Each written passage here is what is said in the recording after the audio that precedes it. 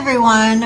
Welcome to our final session, session 7, if you're keeping track by numbers, of Keep Indiana Learning's book study on the Anxious Generation by Jonathan Haidt. My name is Melissa Wally, and I'm an innovation coach at Keep Indiana Learning. And then I work at Hanover Community Schools as a technology coach and ed tech specialist. So here we are. This went quickly. Every time I complete a book study, whether it's leading it or reading along, I always feel that way. Like it feels like you're at the beginning of a mountain. And then at the end, you're like, whoa, that really went fast. But this time I really do feel that way. I feel like we covered a lot of content in a short time. And I don't know if it's because I personally learned a lot, or if it's because we were going from several different avenues with educators and parents and students and looking through different lenses. But I do think that this book was really full of insight for me, and with that insight comes growth. So I do appreciate that for myself. And so here I am ready to talk about the book with my very favorite learning partner, Diana Knox. Hi, everyone. I echo everything Melissa said. And just to remind you, I'm Diana Knox. I'm also an innovation coach with Keep Indiana Learning. And my full-time job is as a technology instructional specialist with Clay Community Schools over on the west central side of the state. So I'm excited to be here. And like Melissa, I felt like this went really fast, although I was leading this book study and taking part in another one for the last month or so. And so 2 books at once, that was a little hard to handle sometimes. So I'm really glad to just be carrying 2 or just 1 around now.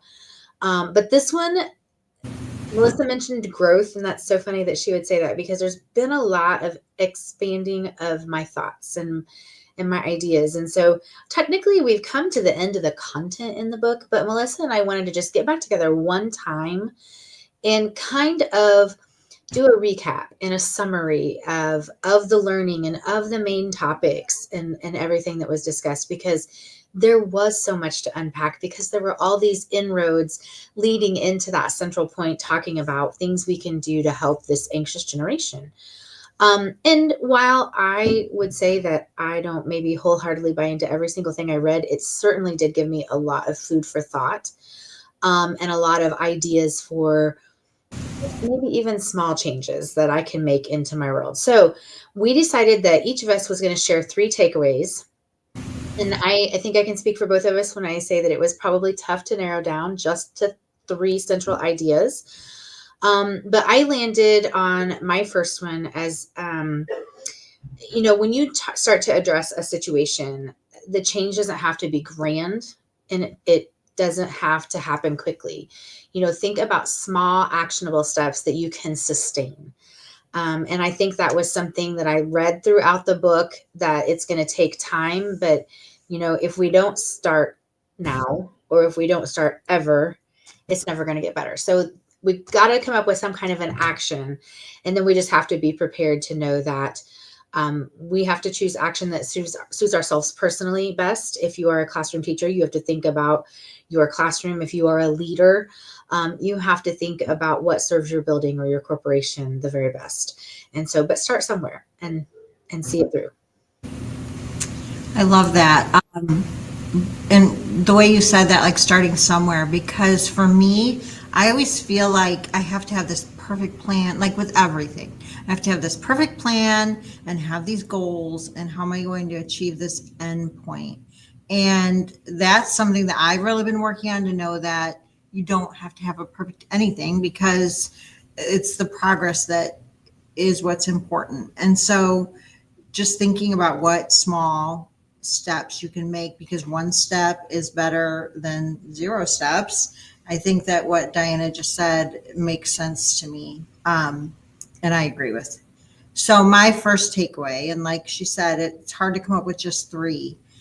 So when I figured out my takeaways, it was like I just went with my gut. I didn't look back at the book and try to pick out the 3 things that spoke the most to me. It was just like, okay, I read the book. Now what stands out the most to me?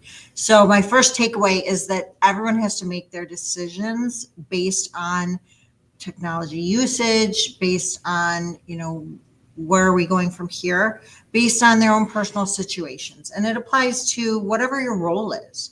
It applies to schools, families, and individuals. So if you're thinking about it as yourself or as an educator, as an administrator, as a parent, no matter what, there is, unfortunately, no magic answer, because even in the book, there's no magic answer. There's recommendations, but even with those recommendations, you take from it what applies to you, and then you make changes to best suit your needs and your family's needs or your school's needs, and come up with a scenario that will work for everyone and make changes as needed.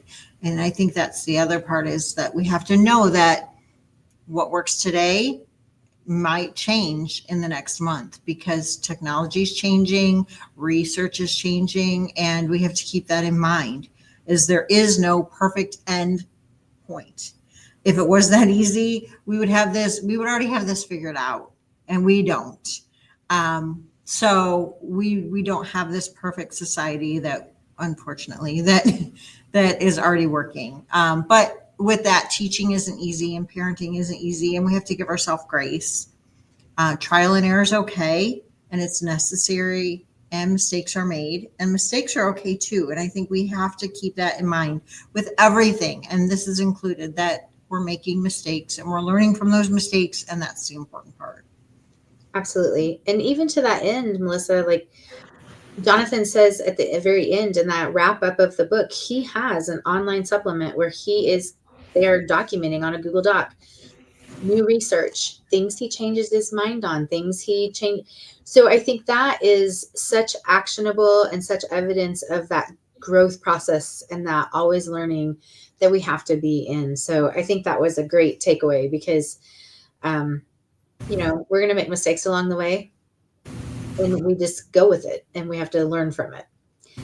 So my takeaway number 2 was more of a personal insight, and it really made me evaluate technology is a huge part of my life. It is my job that I spend all day, every day, supporting technology, coming up with lessons for intentional use of technology, evaluating where we're going, where we've been.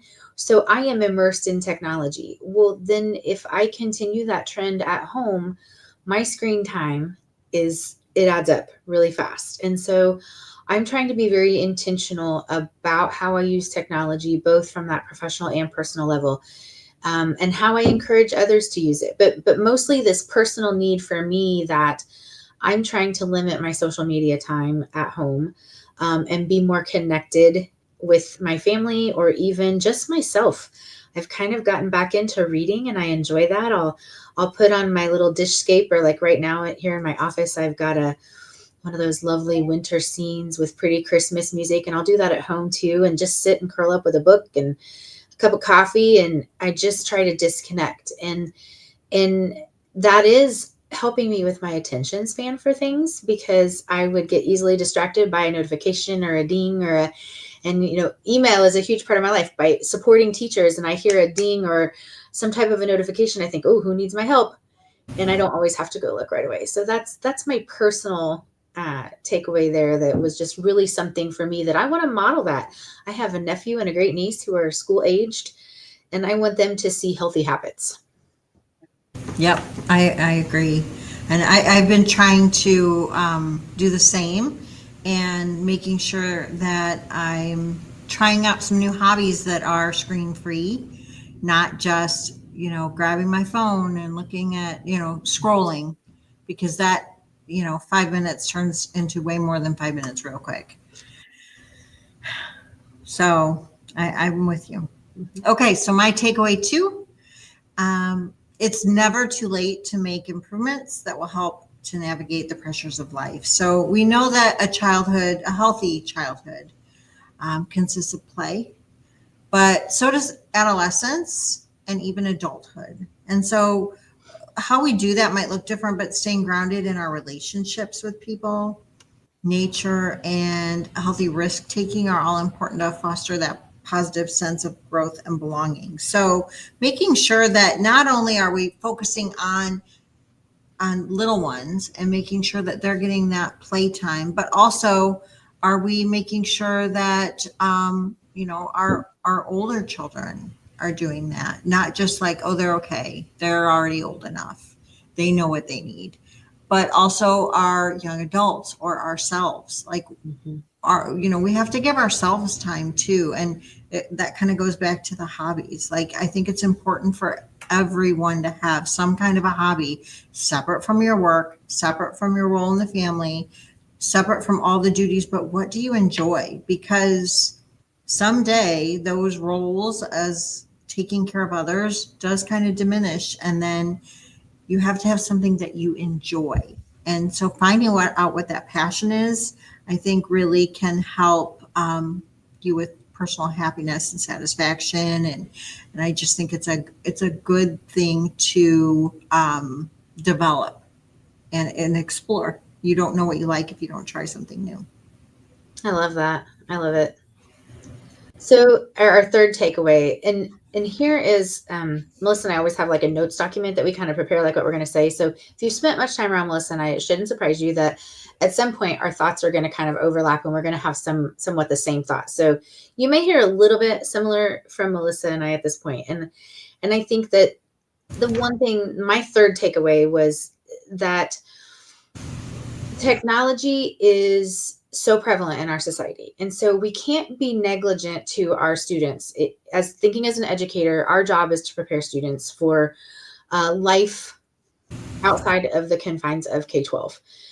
Whether that is going on to a university, whether that is entering the job force or the military. And so I think that my third takeaway was that we can't just like look at the challenge we're facing and go so far in the other direction that we say technology is bad and we try to really hinder the use of it, because it is important to prepare our students um, for the future, whether that's the elementary students that are going to become secondary students, and then again moving beyond. So, and when you think about artificial intelligence and how it has come zooming to the forefront of our education, those are things. Technology is going to be there, but I think what that makes my role as a coach is that it is more important than ever that I really work with teachers and we focus on looking at the most intentional, well-rounded uses of technology that are going to serve our students the best.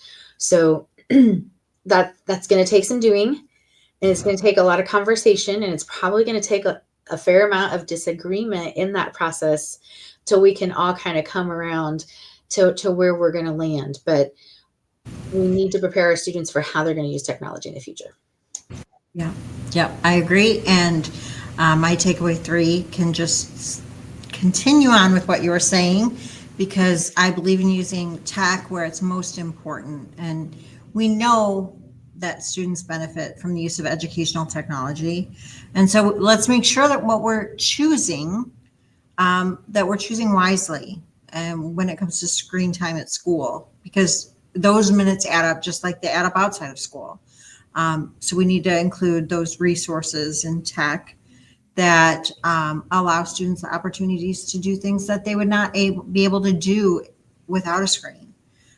Because like Diana said, we're preparing students for a world rich in technology, and they need to be ready. Like, there's a difference between using tech to replicate something that's on a worksheet and using some really cool tech, and it's there and it's right at their fingertips. And so we have to be mindful of those things. And when we have access to those things. So like Diana said, we're preparing our students for this post grad life, no matter how old they are. And so we have a lot of time to work with them. So we need to make sure we're careful. That's all. Yeah, I think that says it so well.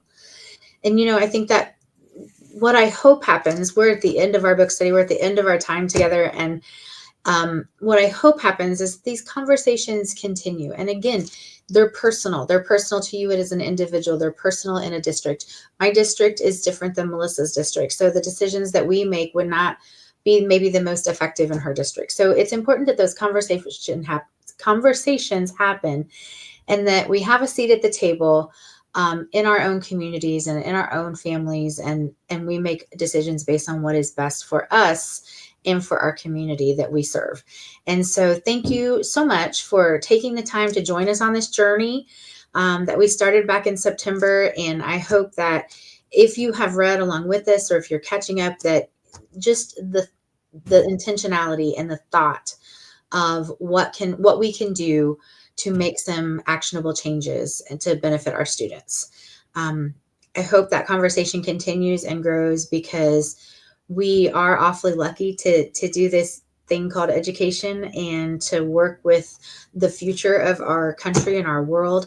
And they are our most precious resource. So we need to be conscientious and smart when we're working with that. So hopefully this drives those conversations and starts those conversations, and they just keep going. So thank you again for joining us. We can't wait to see you. I know there's another book study led by some different people next semester, and you'll see more of Melissa and I around Keep Indiana Learning. So have a great night. Thank you.